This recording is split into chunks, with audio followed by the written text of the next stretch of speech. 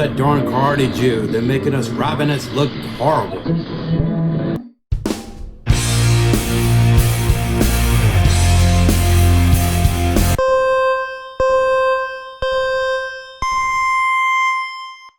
If you've enjoyed this program, please click like and subscribe. Shalom and welcome again to another exciting edition of the Torah Watchman Show International, LLC, 501c3 organization, founded by your CEO, yes, I'm the boss man, right? This Torah Watchman show is hosted by none other than your favorite Cardi Jew, Reb ben-Emmett, the truth, folks. And that's what you'll get from this video. The highest quality video with special effects that's layered, embedded with all kinds of background images and things like this. I do my best to do the research ahead of time so that you will understand what I'm saying in your lane of operation, that it will make sense to you. This is Parashat Shemini. Shemini simply means in Hebrew, the eighth day, or on the eighth day. And so we're continuing on from our previous Parsha, which was Zav, and we're talking about the eighth day, the inauguration ceremony of the Levitical priesthood. And as you've read before in Zav, this is the implementation stage, folks. Yes, the tabernacle is finally constructed. The stakes are in the ground around that big rectangular tent-like environment there. Then you had the beautiful Mishkan toward the end of the tabernacle there with the beautiful Shekinah glory of God's cloud, his kabod there, right above the center point of the Holy of Holies, which was forbidden for anyone to touch or encounter. We could talk about that risk factor in this parsha. Why is it forbidden? And why only the Kohen Gadol in the time of Moshe, that would be Aaron, and later on Eleazar and Pinchas and others, priests of Zadok in the time of King Solomon, etc., they'll only be allowed to go in the Holy Holies once a year, and that's on Yom Kippur. A subtitle for this video, Parashat Shemini, is the Jewish New Year that Jews forgot. That's why I'm so excited to get this off the drawing board and for you in this video presentation. So let's get started. I hope everyone's been well. I hope everyone has not been had any respiratory illnesses. A lot of that's going on right now. I hope you've been vaccinated properly, a flu shot or whatever serves you best. I'm going to stay away from those COVID shots because they compromise my immunity. I'm not a medical doctor, but I do have a graduate degree in clinical studies. I've taken the same courses that nurses took, so I can speak a little bit toward it, okay? Because medical science is a side interest of mine, believe it or not. In fact, I've used a lot of my knowledge to help out Ugandan Jews with malaria prevention, E. coli, and other things like this, the purification of water, project management, using solar energy responsibly, even to power a refrigerator. The only refrigerator in that area there, let's see if I can remember, Kabuku, Palisa, Baseta, Uganda. This is what I'm talking about. That is my primary focal point for my my charity operations. Also, the Jews have been there more or less more than 100 years, since the time of Theodore Herzl. We're talking about time frame, going back to early 1900s. And of course, my second primary focal point in charity and service operations for my company, 501c3, are the Noahides in Andhra Pradesh. And if you look at a map, I'll show you back here. If you don't know the states and provinces in the country of India very well, it is roughly the strip of land on the southeastern part of India. And India, by the way, are great friends of Israel and great friends of the United States. I've missed you. My target audience, of course, are Noahides, B'nai Noach, and I love you. You're everywhere and you're growing by leaps and bounds. Of course, my Cardi brethren too, I love you with all my heart and soul. I talk to my wife at least once a day about cardism and how it's the simplest truth, right? You know, in mathematics, the least common denominator, you don't need to go on a lot of tangents. You really don't. You don't need to read 40 tractates to understand the black and white, clear-cut Torah truth, right? It's not beyond us. It really is not, right? You heard about in the past, your old newspaper in the country was written to the 8th grade education because a lot of people in the farming, agriculture industry in the southern United States, like my grandfather, only finished 8th grade. Just reading, writing, arithmetic was very simple. This is what I'm talking about. Cardism gets down to the muddy details there very quickly, the most logical and common sense extrapolation of what God was saying in the time of Moshe and how it can apply to us in the 21st century. So this Parsha, we're continuing the saga of Zav, which is the implementation of the tabernacle, the worshiping environment for the 12 tribes of Israel, all the halakha of all the animals and everything else was used for sacrifices, those animals that were forbidden because they were not considered kosher. We're going to talk about these things too. We're going to talk about the tragedy of the loss of life of Nadav and Avihu. I'm going to explain why.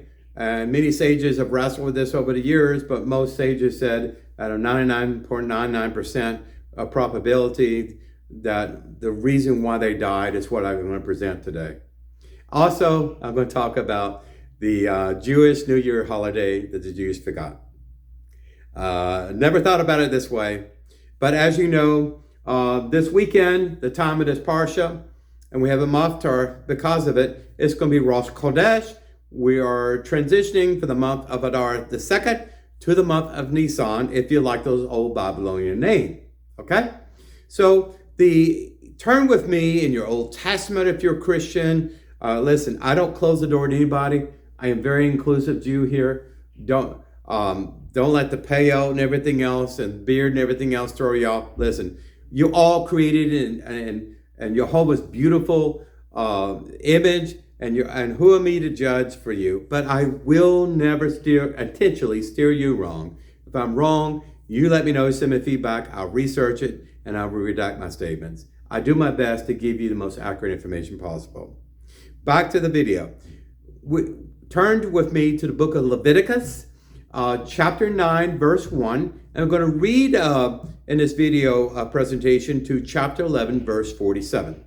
And I have an aliyah summary. Aliyah simply means that these are 7 opportunities in Orthodox context. That's what I was raised in, but it makes sense to break out the Parsha in chunks and segments to get people's attention. And also, like in conservative shuls, even mine that I'm going to is the closest thing to Karate shul, because we don't have any Karate shuls in the East Coast. Only the headquarters is in San Francisco, and that's too far for me to commute to, you know. But anyway, we literally go to the bima, and someone passes a little coin there. Would you volunteer to go to the bima for the first aliyah, second aliyah, all the way to the 7th aliyah? Essentially, it means you go, you bless and open up the Torah scroll, you point to it, we concedes. It's a very beautiful, sweet thing, and it's not halakha, it's not mandated to be, but it is tradition, and I do have respect for it. This is why I like breaking out my videos when I'm talking about Torah Parsha, and that's my primary focal point in my video series. I break it up in 7 segments. The first aliyah, chapter 9, and I found this verse interesting. And Moshe said, "This is the thing the Lord has commanded to do it, and the glory of the Lord will appear to you." So if you are obedient to God with a contrite, loving, kind heart, in other words, you're not being forced into something, all you have to do is just wait for that beautiful blessing to come forth. Just like that rain, you know, my crops are drying up and burning up in the sun, and then that rain shower comes by.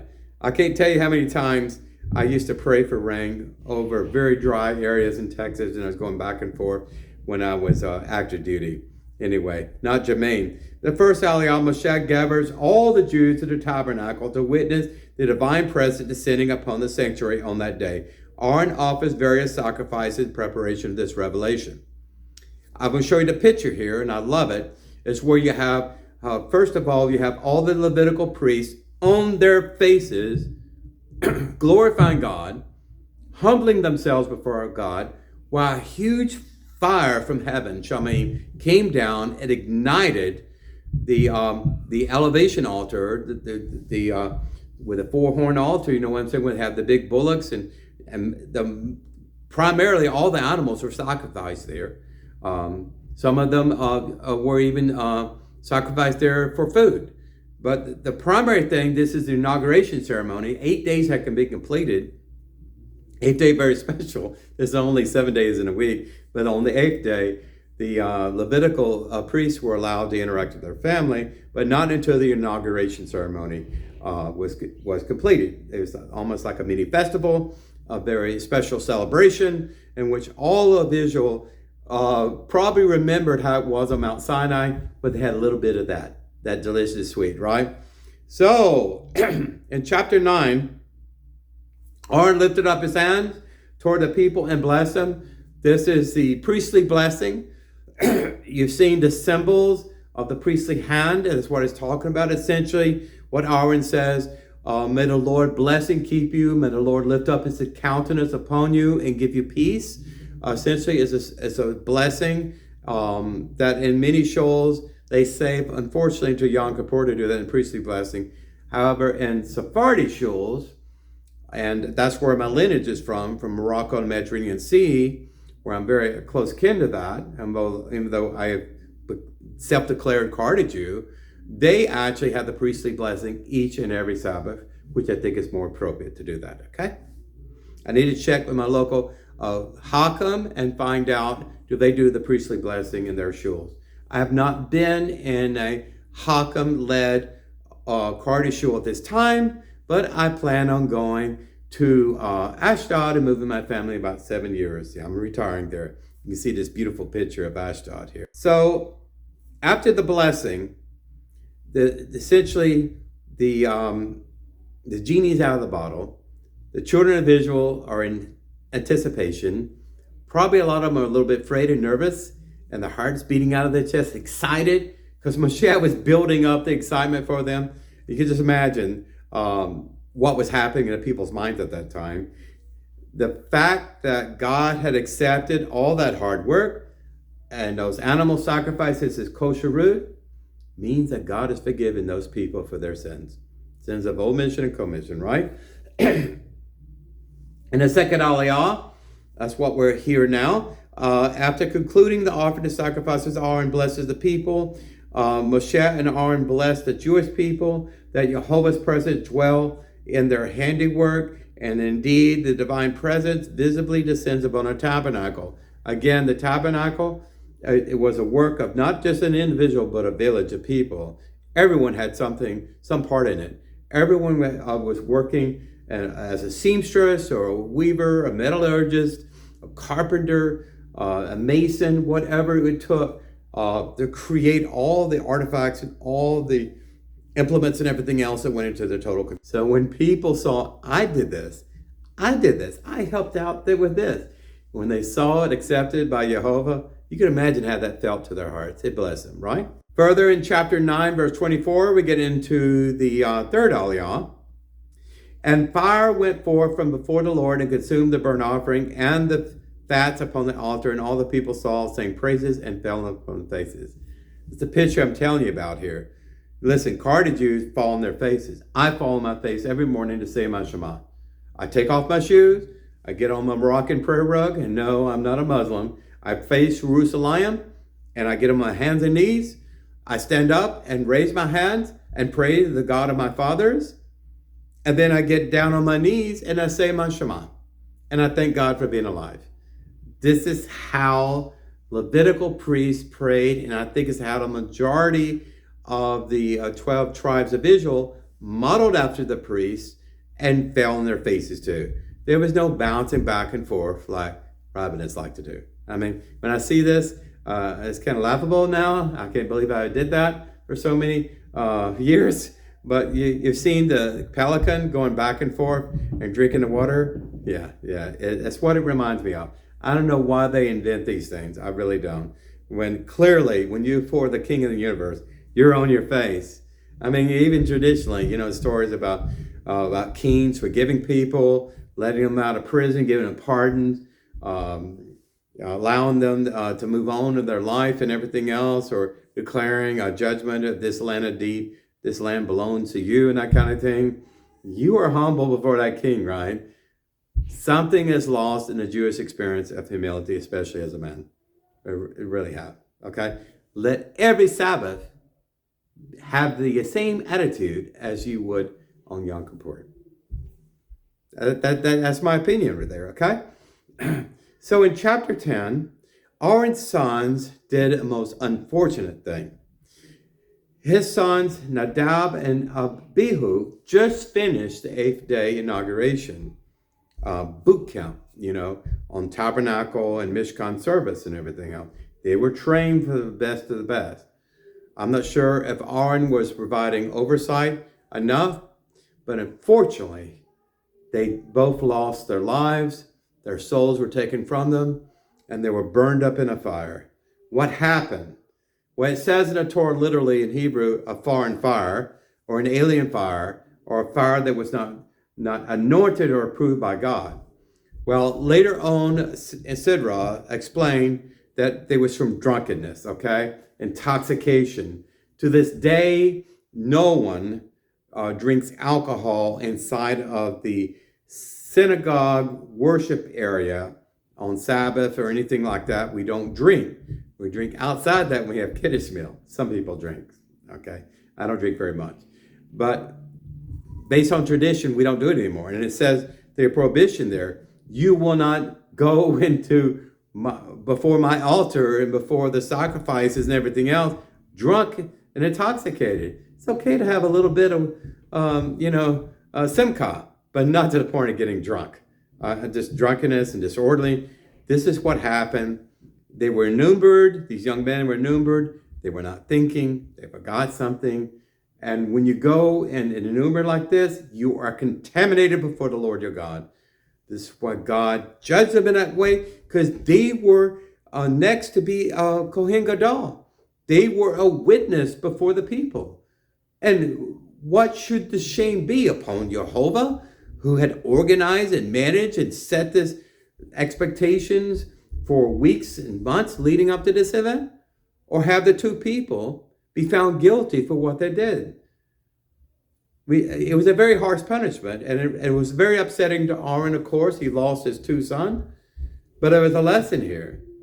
There's a lesson here, like I said. From that point on, only Aaron was allowed in the Holy of Holies, and that's where they went. They took some of the fire there and the embers and things like that and brought it out and interacted with another area that was not authorized by God. Listen, your Nefesh Yehudi had to be anointed and reconfigured to interact with all these sacred things. Why? Because the Nefesh of God himself was quantum tangled and connected between the spiritual and the carnal and the fleshly and the world, between the earth and the heaven, however you want to describe it.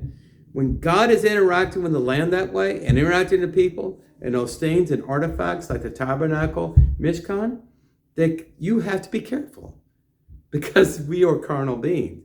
We are apt to sin. We have unclean thoughts. We are unclean people, and and we have to be careful. So this was like an isolated environment, a test case for God to say, you want me to be with you? This is what I require. If I will not send my angel, as Moshe pleaded to me, if you want me to be with you, you have to abide by the rules. Okay? Okay? The third aliyah at this point, as I explained before, a heavenly fire consumes the altar, and then Nadav and Avihu were called into the aftermath of the fire. You can imagine this. Everything was protocol, and everything had to continue. And people sit Shiva when they lose someone dear to them, like a family member, like for a week. They stop, they stop what they're doing. They stop celebrating and everything else, and they just sit in a low chair And some people tear their clothes and they mourn. But Aaron could not mourn. He was not allowed to mourn. He was now just Shiva. So he asked some people, the helpers, to take their bodies of his sons outside of the camp and have the contamination removed. Just picture this, okay? So Moshe orders the removal of the bodies of the tabernacle and instructs Aaron and his remaining 2 sons not to observe traditional laws of mourning, as I explained, considering the day had to continue serving in the sanctuary on behalf of the Jewish nation until the end of the day, okay? Because this is a witness to the people, a witness to maybe 2 or more million people there. I mean, this was not God's fault this happened. In fact, I don't think God actually killed these people. I think what they did, their souls were violated. I already told you, God had reconfigured that whole environment so human beings could interact with spiritual things. Listen, there were seraphim, there were angels in the Holy of Holies. The only thing compared to this is what the children of Israel saw on Mount Sinai, if you can consider that, okay? So a lot of things changed as far as policy here. They had to continue on. The priests are instructed not to imbibe wine before performing temple service. Remember, the libation of wine and everything else was for Jehovah and different types of sacrificial offerings, okay? Chapter 10, 4th Aliyah, verse 12 is what I chose out of the Sidra. And Moshe spoke to Aaron and his surviving sons, Eleazar and Ithamar. Take the meal offering that is left over from the Lord's fire offerings and eat it as an unleavened loaves beside the altar, for it is the Holy of Holies, okay? Outside of that. So there was an interaction with the Yom Kippur moment and the Holy of Holies during this time, this rare moment, because it's an inauguration and it was a best practice to put in place so that the people of Israel could see what's happening as witnesses. You know, people of Israel were like the angels of heaven. They were there to witness what God was doing and what he's inaugurating with the Jewish people. Okay? So in the 4th Aliyah, Moshe addresses Aaron and his sons, instructing them regarding the consumption of the daily offerings, despite the deaths of the next kin. Now, I'm including a verse here that's interesting. Verse 19, there's a bit of an argument between Aaron and Moshe. I'm going to read you in verse 19 Aaron's reply. In other words, Aaron broke protocol just after his sons passed away, and he did not do something precisely correct. And of course, Moshe felt, I guess, partially responsible for this, something he forgot, some oversight, like, don't get drunk when you go into Holy Holies, you know. But as Aaron replied, but today did they offer up their sin offering and their burnt offering before the Lord? But if tragic events, you know, things, this is a special event, like those had befallen me, and if I had eaten a sin offering today, would it have been pleased the Lord? In other words, even though he was told not to mourn, he was mourning, of course. He's a father. And Moshe agreed. It pleased him with his explanation. Moshe was the arbitrator of truth with Jehovah, but he was also a human being, and he was also a brother to Aaron. And this family dispute was quieted down very quickly, and God understood. Okay? 5th Aliyah, Moshe becomes aware that one of the sin offerings had been burned rather than eaten. When he expresses displeasure, Aaron explains the reasoning for ordering the burning of the particular offering, and Moshe humbly accepts Aaron's explanation. This is what I just explained to you in verse 19 of chapter 10. Entering in chapter 11 in the 6th Aliyah, verse 26, any animal that has a cloven hoof that is not completely split and which does not bring up its cud is unclean to you. Anyone who touches them shall become unclean. Did you know, and I've heard this before, that a pig would be kosher if it's cud or what it ate, or grain, or wheat, or whatever a pig eats, if it would be regurgitated and chewed up again. You know, and in fact, the organs of a pig have been used successfully, like liver transplant, even heart valve transplants and things like that. I know someone personally that recently had a valve replaced in their heart from a pig. And their organs are very similar to human beings. So it's very interesting, small little differences there. But the 6 aliyahs dominated with talking about kosher versus non-kosher animals. And I'll read you the synopsis here. Jehovah gives commandments of kosher root, explaining how to distinguish between kosher and non-kosher animals. This actually began the time of Noah, if you remember. He had so many pairs of kosher animals and so many pairs of non-kosher animals that went into the ark for the great flood. And also when the ark had landed and the waters receded, Noah had a sacrificial offering, an altar of kosher animal. Okay, that's why more kosher animals were taken than non-kosher animals, because a certain percentage of the kosher animals were dedicated to God if they were perfect. Okay.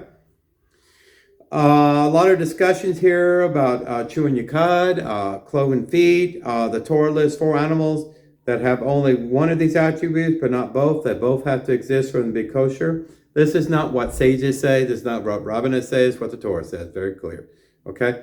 And are therefore not kosher. Kosher fish must have fins and scales. Okay? Even your caviar, Black Sea, Caspian Sea, whatever, black caviar, red, whatever, it has to come from a fish that has scales. Even for that caviar, the eggs, whatever, and I don't like it. My wife does, for some of that area of the world, for it to be kosher, the fish has to have scales. So an eel would not be kosher. And catfish would not be kosher. Yeah, I got a nice picture of catfish here. If you're from the South in Louisiana like I do, there's catfish everywhere. People go fishing there. They get the leather hides and they bottom feeders, and there's a reason for this. I'll get to that in a minute. The Torah also gives a list of species of non-kosher birds and species of kosher locusts. I will check on this. I think there's 5 or 6 species of locusts, primarily Yemenite Jews, B'nai Yemen. Back in the day, they actually consume. In fact, you can get locusts shipped to the United States, if you like that kind of thing, from Blessed by Israel in Samaria, where they manufacture that. Just a little plug in for that company. Yes, Blessed by Israel, a wonderful company. They have the best honey on earth, and they have best soaps from Dead Sea salts and everything else. Okay, and they have Turkish tea when they're not out of stock. Turkish coffee when they're not out of stock. The main thing to understand the difference between kosher birds and non-kosher birds is common sense. A raven, an eagle, a vulture, that kind of thing, an owl, osprey, whatever you call them, these are birds of prey.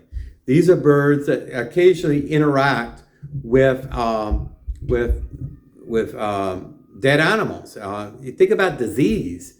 Some animals you can get lupus, like a rabbit or something. You can get leprosy from, I believe, from armadillos, and just weird things from bats and things like that. There's a reason for this. God is not an overlord and saying, you will not eat this, you can eat this and all this. There's a reason for this, okay?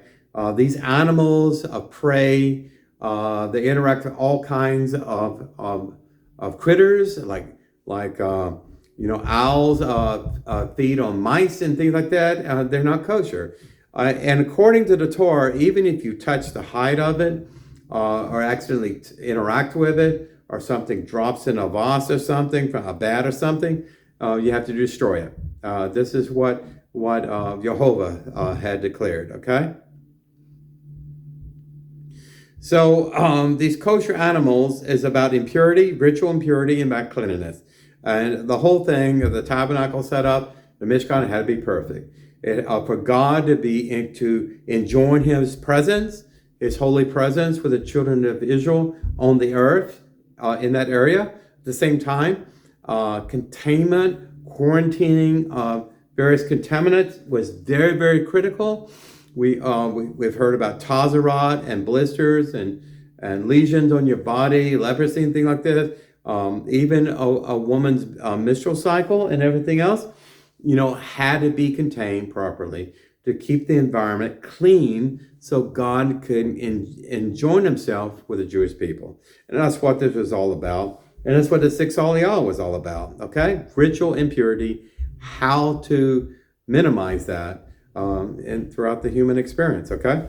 And there's various 613 mitzvot that talk about this in detail. Chapter 11, Seventh Aliyah, the verse in the Sidra I chose for you, 44, for I am Yehovah Elohechem Emet. I am the Lord your God, okay, in English. And you shall sanctify yourselves and be holy because I am holy, and you shall not defile yourselves through any creeping creature that crawls on the ground. There's a lot of things that crawl on the ground, like snakes. And Egypt, you got king cobra and all this.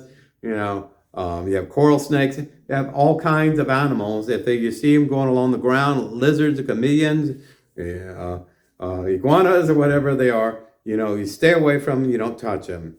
This is why a lot of Orthodox people stay away from pets, like dogs and cats, because if you can't eat them, they're not kosher.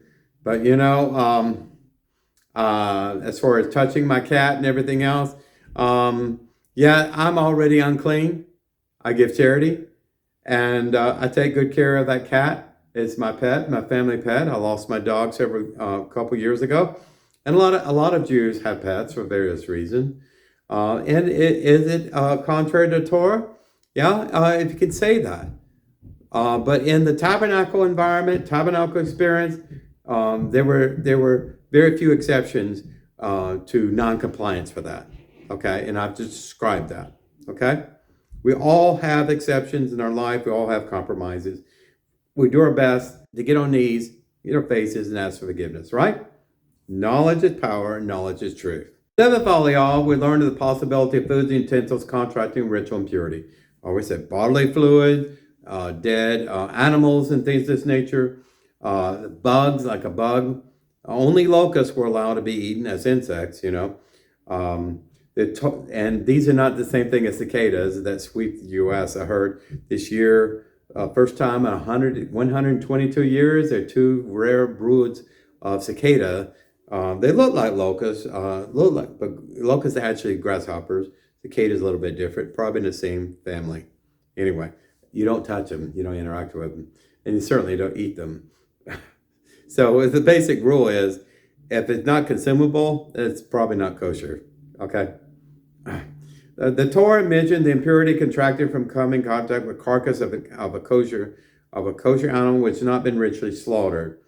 The biggest difference between, I say, Muslims and Jews and their halakha and their halal is that the entire life cycle of a cow, for instance, has to be supervised by rabbinical authority. Someone schooled in dietary science and things of this nature, that you do not expose that animal to unclean things like impurities and diseases and things like this. Keep the animal clean. You wash the animal. And when you do get to a point you make that decision to slaughter that cow, you do it in a very painless way. And because Sephardi Jews are a little bit different than Orthodox Jews, and I've mentioned this before, I think there are 4 major arteries on the neck of a cow, and all of these are cut with a very sharp kosher knife, and it is not described in the Torah what constitutes a kosher knife. In other words, a kosher knife is something, a slaughtering knife, a butchering knife that will painlessly, as much as possible, kill an animal, okay, with undue suffering. Rabbinical authority only cuts 2 of these arteries and veins for Cardi, as far as the way we view the Torah. Okay?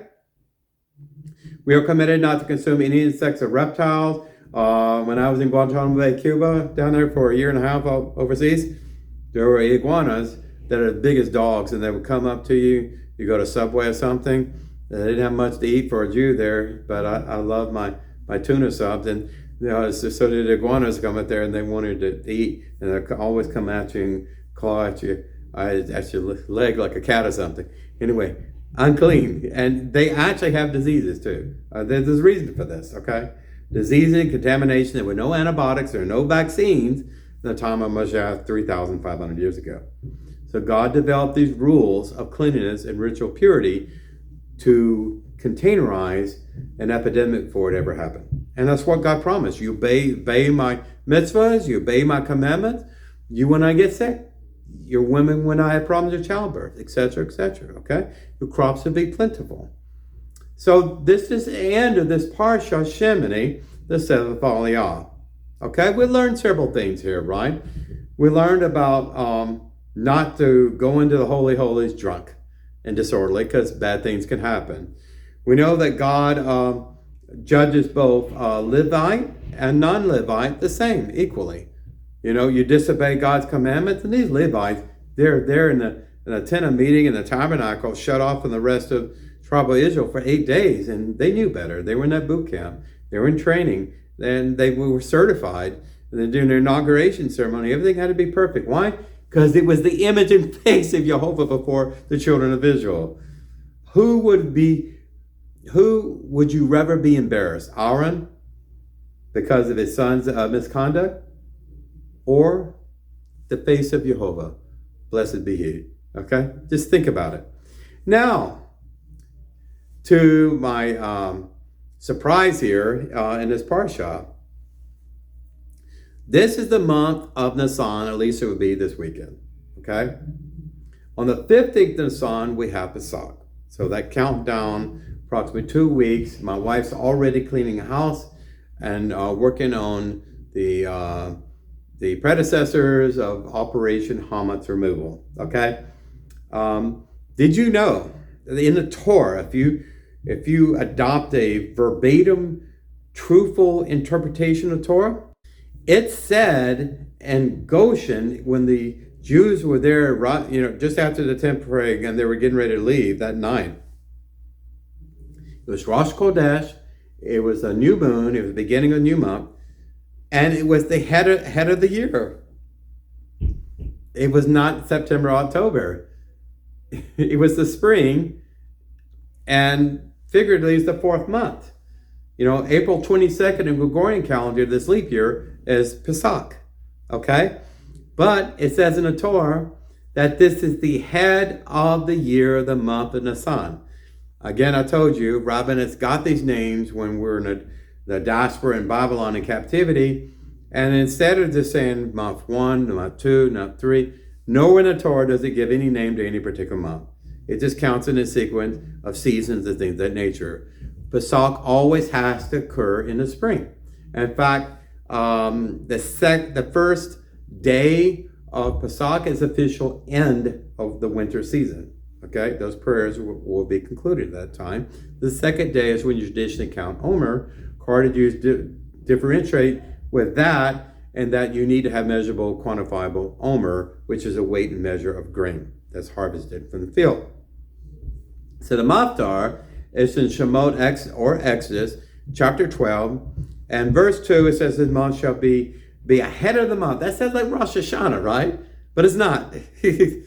So, technically and legally and halakhically correct, the 4th month, as we call it, Nisan, is the 1st month of the Hebrew calendar, not September and October, Rosh Hashanah.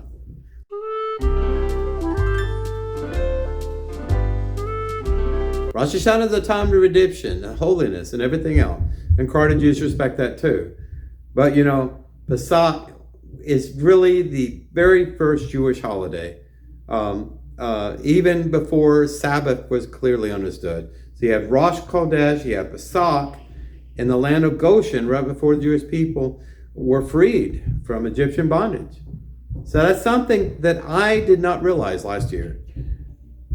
That Pesach, the month of Nisan, the 15th, when Pesach began, the first of Nisan would be this weekend, I believe Saturday night, more or less. We end the month of Adar too. It's the head of the Jewish New Year. You know, something that Jews have forgotten and we don't think about. Well, hopefully we're thinking about it now. Okay, this is the Maftar. Again, Cardi Jews refer to Nisan as not Nisan, but as the 4th month. Why?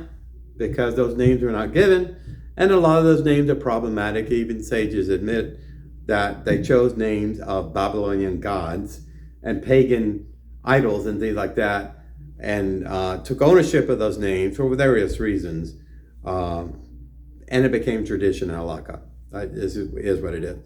Our Haftarah is in Ezekiel chapter 45, verse 18 through chapter 46, verse 15. I'm not going to read all these verses. Chapter 46, very interesting.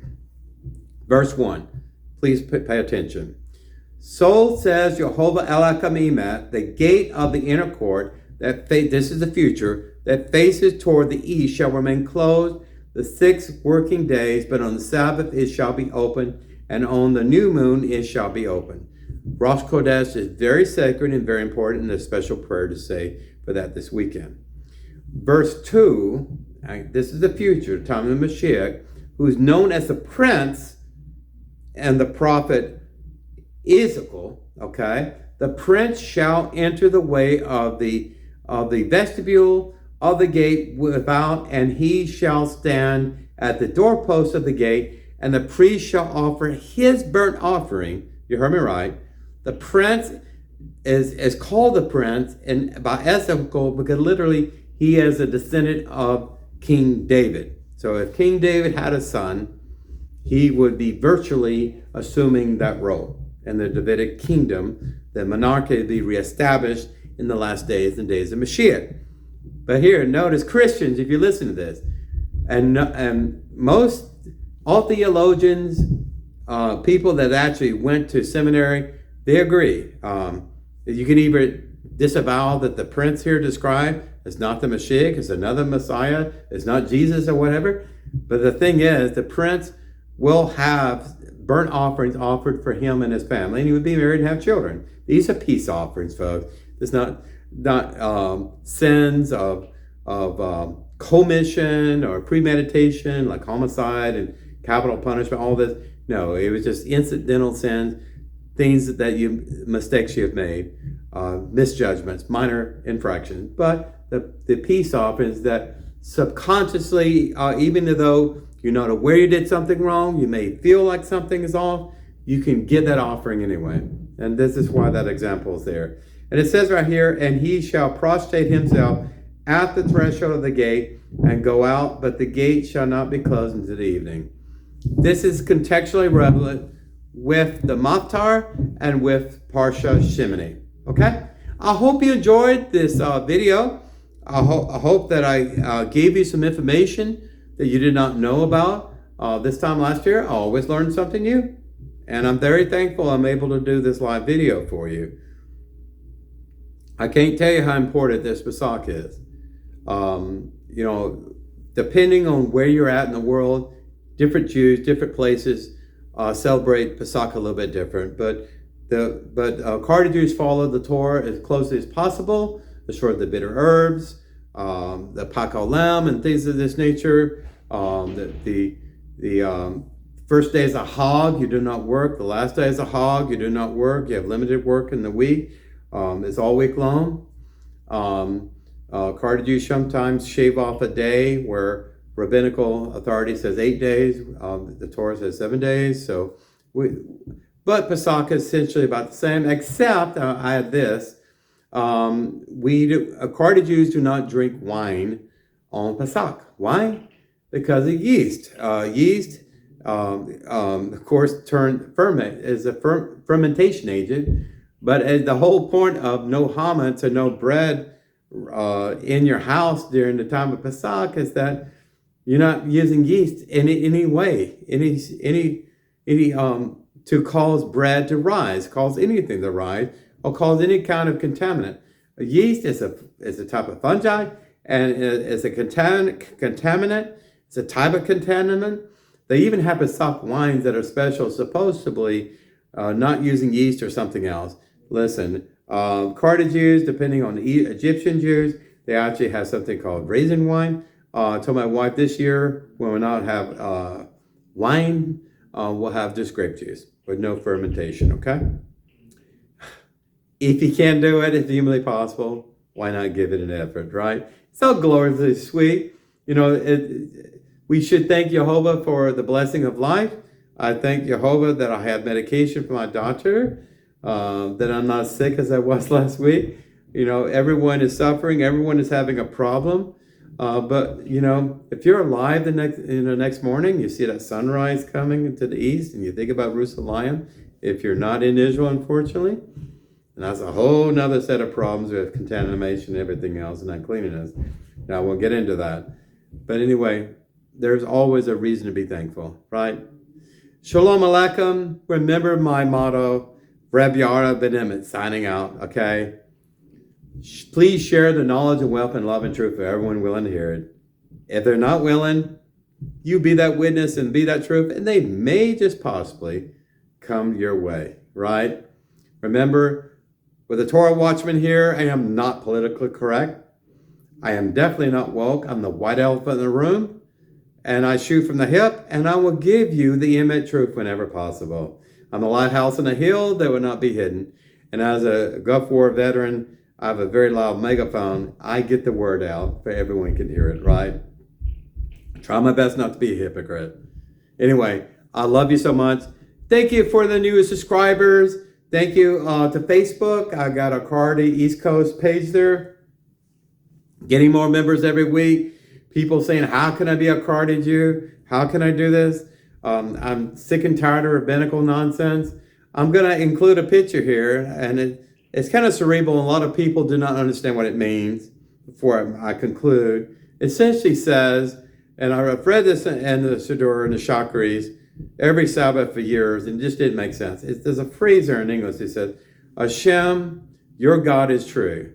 Does that make sense to you? Hashem's supposed to be the code name of Jehovah. It doesn't make any sense, right? And God spoke to me very clearly, and He gave me an image last Sabbath, and I could not wait till I got home to create that, to finish that image. Essentially what it was, I saw rabbinical authority like on a balcony looking down at people in authority. And I saw thousands of Orthodox Jews beneath them. And all the Orthodox Jews are saying to the rabbis, Hashem, your God is true. Then you got a vision of Yisrael, the chariot of fire and the wheels turning and everything else, on the river Kabar and everything else. I have this picture here. And it says very clearly, Yehovah Elohim Emet. That is the name of the authority of God that I turn to. I respect rabbis. I respect Hakam. I do not serve them, okay? I do think for myself. If I have a question, I'll go to that higher authority. They're more schooled than I am. I have attended yeshiva. I don't know everything. I admit that. And I read a lot of scholarly opinion from some of these rabbis, the so-called Hasidic masters and people like that. I read it. I do read it because I find it very interesting. And there's a lot of wisdom there. But that's a problem in Roman Catholic hierarchy, people going through different themes. You have to go to this priest and bishop. You have to have rosary beads, pray to Mother Mary or the saints or whatever, kiss some bones or something. If you're in South America, they do that. Why have that in rabbinical Judaism in the first place? Listen, I don't believe in reinventing God's name in something that's not in the Torah. God does not have 72 names. Why don't you say El Shaddai instead of Hashem? Why don't you say El Elyon? Why don't you say Elohim? Why don't you say Jehovah? Are you afraid to say that? It's inside of your mezuzah, right? In the little scroll there. And you say it once a year during Yom Kippur. God is not that difficult.